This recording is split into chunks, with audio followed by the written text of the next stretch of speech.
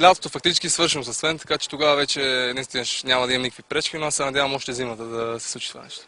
Стив Макларен даде ли някакви гаранции, след като иска да останеш в отбора, че ще бъдеш титуляр или нещо такова? Никакви гаранции не ми дава. Той ми дава гаранция от 3 години. Си говори някакви неща. Вече да ми дава гаранции, няма да му повярвам така или иначе. За мен няма значение. Важно всеки мач, който игра да показва на какво съм способен.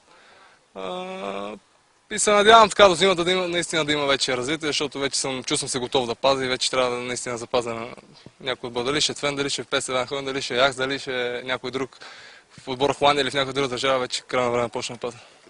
Разочарован от Стив Макларен? Не съм разочарован, но все пак сега фактически имах възможност и наистина цената, която дават ПСВ Eindhoven е доста голяма. Аз бях очуден, нали, все пак съм на 21 години.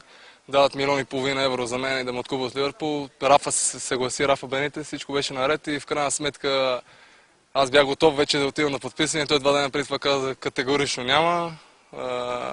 Ти си наш футболист, ние ще пробваме да те купим и така нататък. И мен ми стана много странно, при положение, че той не ми дава шанс да паза, но аз съм футболист, Твента им плаша в момента, аз нищо не мога да направя, така че до зимата поне съм там, вече свърши така, не че трансферна прозорец, няма какво да правя.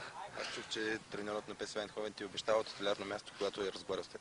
Да, аз по принцип няма да отида там, ако естествено титулярното място, аз трябва там да си го завоювам, но не е доволен.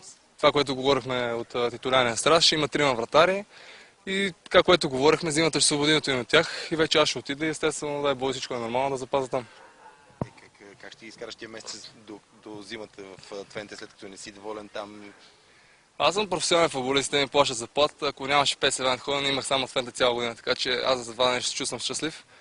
Пожелавам си да бъда само жив и здрав. Всяка измина тренировка ще тренирам все по-добре. Няма показано разочарование, това ми е работа. Аз съм професионален футболист, не мога да се сърда на никой. Така е преценил, така е направил. Нищо не мога да кажа.